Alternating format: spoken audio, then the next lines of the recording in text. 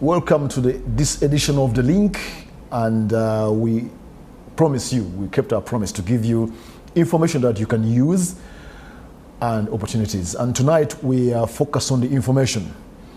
Many of you are in business, and sometimes there is this talk of, when do I admit somebody into my business? In other words, a partner. So the way you handle the partnership issue or who you bring into your business can make or break you and can determine whether your business will thrive or not thrive. And that's what we're discussing today, partners and their ability to help your business grow or actually collapse, meaning you have to go about it the right way. In the studio tonight, I have my guest, Dr. Julius Biaruhanga, who is the Director of Policy and Advocacy at Private Sector Foundation, and he has a keen eye for partnerships. Doctor, welcome. Thank you for having me, Samuel. It's a pleasure to have you. Let's take the first question. I am in business, and I want to admit somebody into my business, a partner. Mm-hmm. At what point in my business should I admit, or do I require a partner?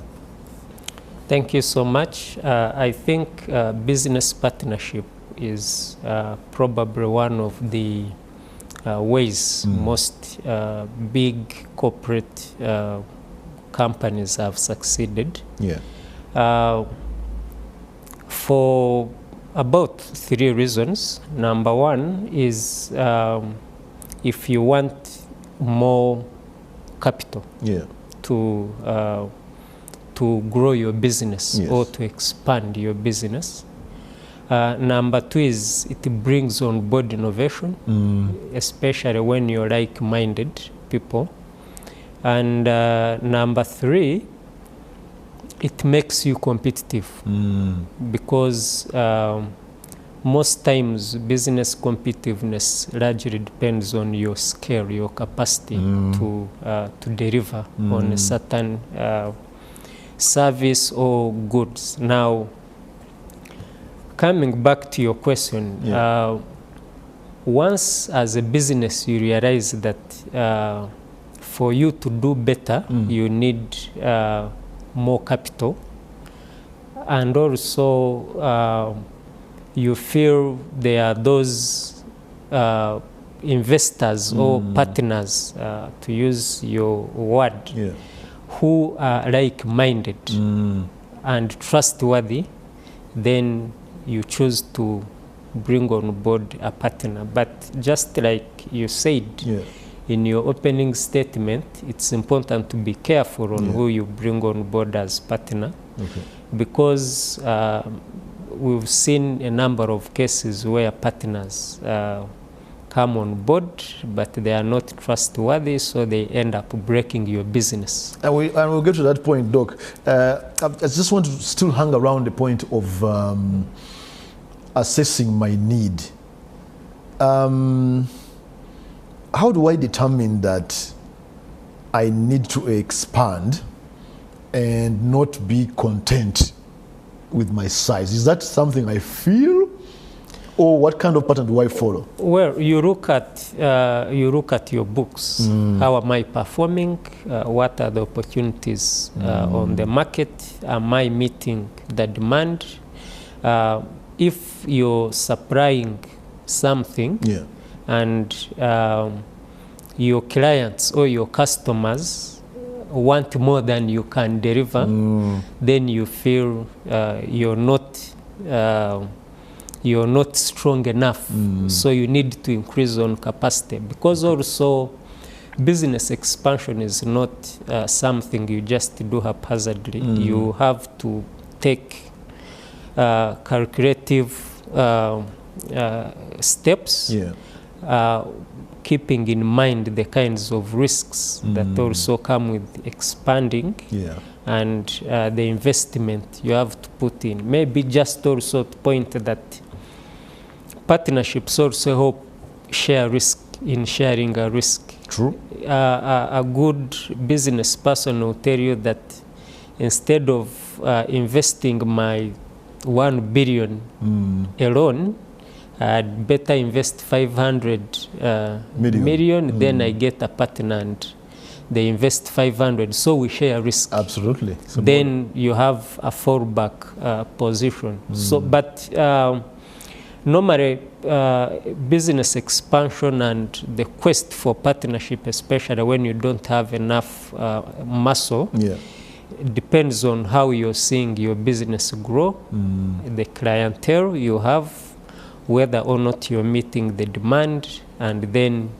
you make a decision to invest. But also, I will use an example of the oil and gas industry. Yes. You realize that most Ugandans, for instance, who are in that sector, into joint ventures or partnerships, if you may. And the reason is simple. If a business is capital intensive, you have to look for partners. You can't go it alone. If, for instance, you're bidding for a contract that needs 100 trucks, and you have 30, you can't give up on it, but you have to look for those others who can bring on board other 70 trucks, and then you combine effort. So it's primarily about the opportunities in the market and the fact that you can find partners who are trustworthy, who can walk the journey with you. But those partnerships shouldn't solely be based on just friendship. That's a good point you're bringing there. When I'm deciding to get partners, it must be based on facts. Because you talked about, I check my books, and I check demand clientele, meaning it can't be impulsive. I can't just feel I need to expand, I need a partner. It's got to be based on hard facts of the business type. And recently here we had, last week actually, we had a conversation with an oil joint venture. 5 companies came together. I've not had, it's very rare in my ears to hear 5 companies come together and form a consortium and be able to do a job. Let's move on to the next question, Doctor. Okay, I've determined that by facts, my books, my clientele, that I need to admit a partner or another company to come with me. How do I go about finding the right partner for my business? Do I go on Google? What do I do? Well, so there are so many ways of skinning a rat. Now, one is you have to, of course, have these. There are many ways you can meet investors, even on a golf club, in a bar, for those who like those who go midnight happiness, in conferences, workshops. But the most important thing is due diligence. Okay. Most times, you might like me as Julius. I tell you I have 500 million to invest with you. And indeed I have it, but my financial management is 0. So when you check backwards, above and beyond the capital I can bring on board, I don't have systems in place. So it's important that before you enter into a partnership, you do thorough due diligence above and beyond. Doctor, means background check. Background check on how am I performing in business? What is my financial discipline? Because the following day we could get money can hit the account and I use it for other things, and we're in a partnership. Or I start diverting resources which are meant to grow a business. So most times partnerships should be based on principle.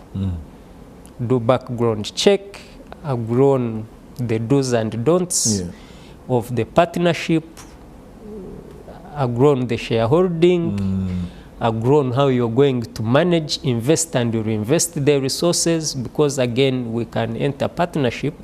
Then I have financial problems.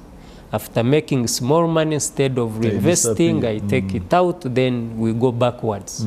So it's important that we do good due diligence. Again, we've seen some partnerships fail because I just trusted you as somewhere. It can't be trust just. So that's why sometimes it's important that we don't entertain lawyers only when we have problems. Before we have problems, you have to bring them on board to do that check for you on the legal standing, but also invest in, like I said, other background check, understand the health of the business or the person you're entering into a joint venture with, then make a final investment decision on whether or not you need to invest with I love what you said. People think FID is only about oil, but I can see the oil people do it, and even small businesses and medium need to do it. Yes. We are going for a short break, and we will come back and deal with a couple of more things around partnerships. This is the link, and we are discussing the steps, how I should handle a partner. When do I admit partners? Because the way you handle partnership in a business can make or break you, and we want it to make you. That's why we're discussing this. We're coming back after a short break.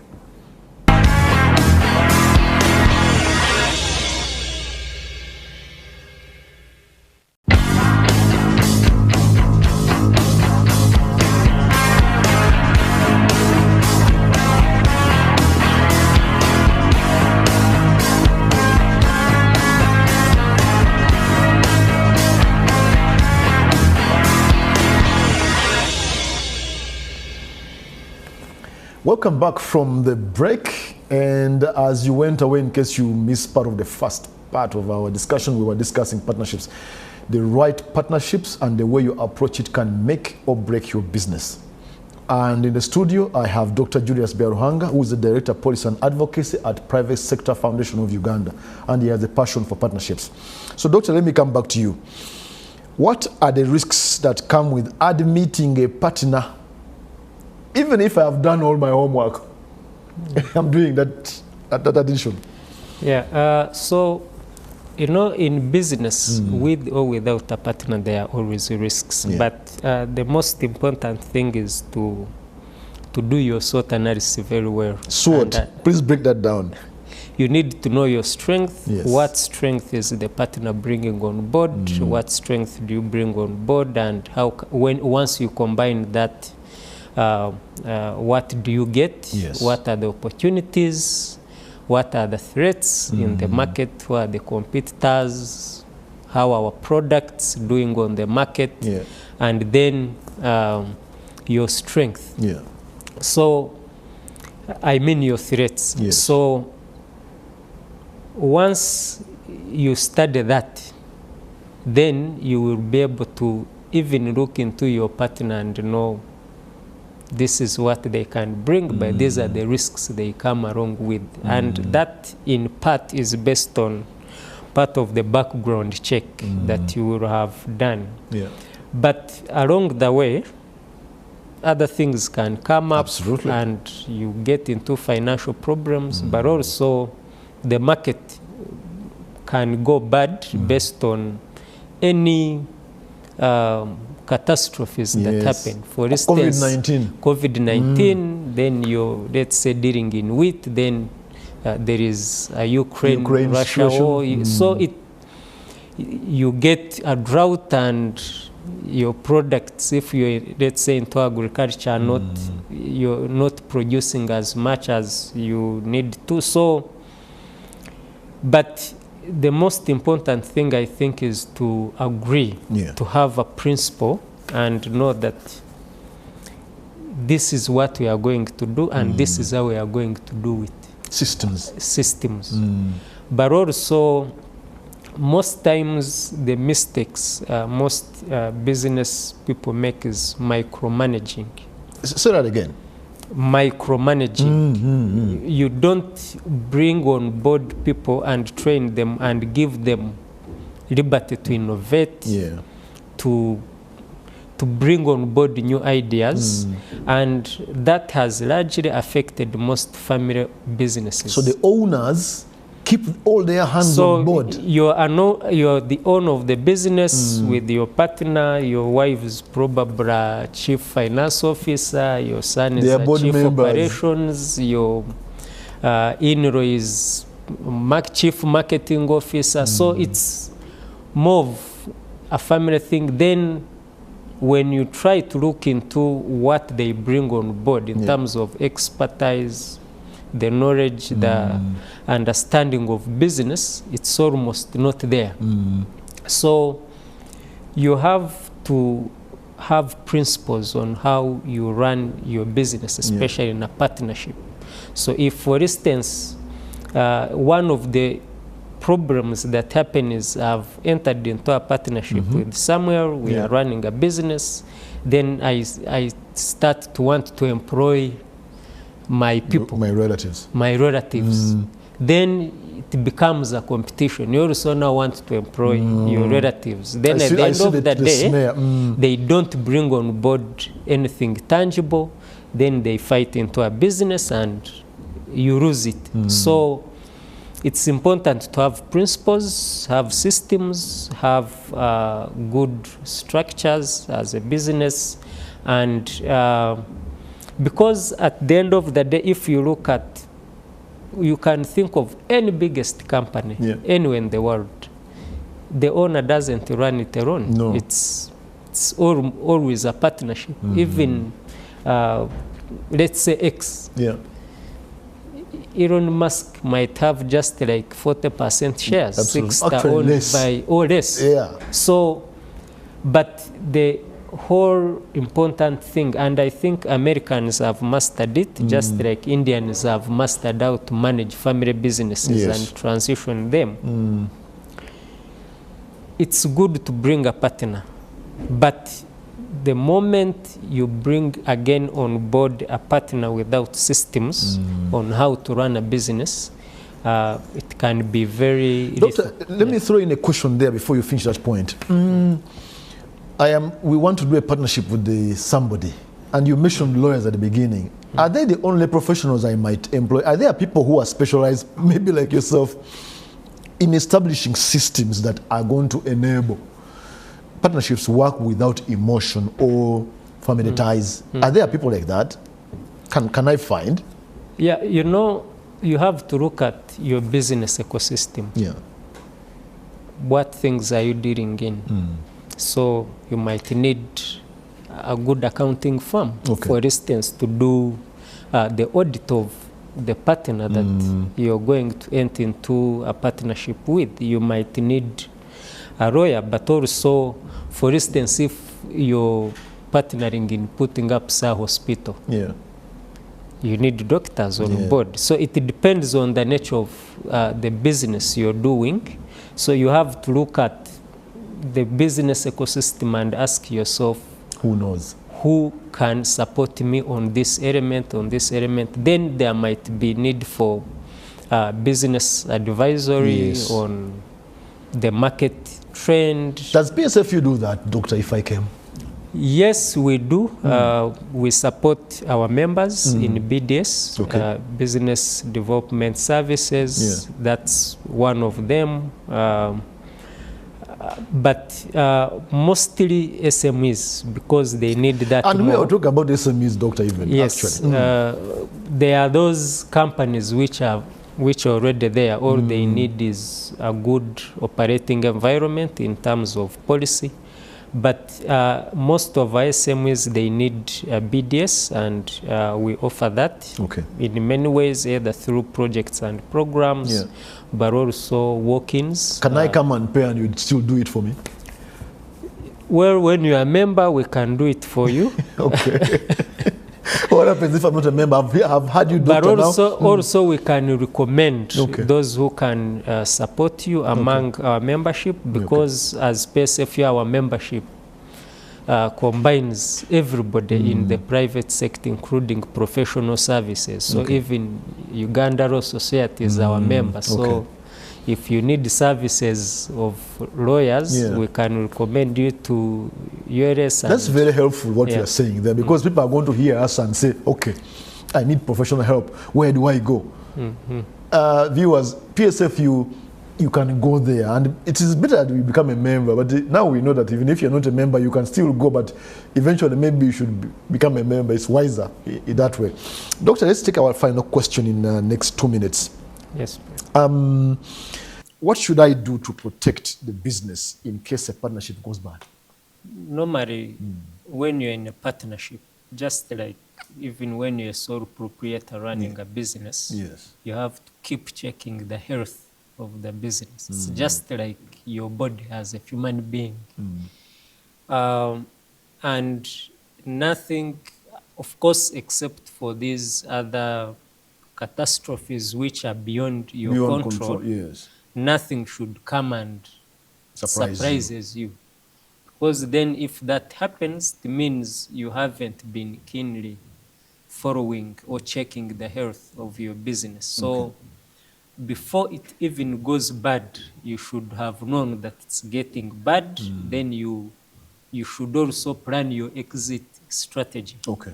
Because normally most people fear exiting, but there is that point you see something and you get to know it's no longer working. There is no future. The future is not clear. Then you plan your exit strategy.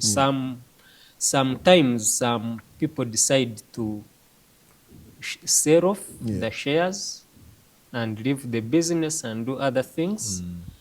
Others decide to completely altogether exit and close down a business. So before it gets bad, you should know. I think that's the most important thing. You have to keep checking the health of your business.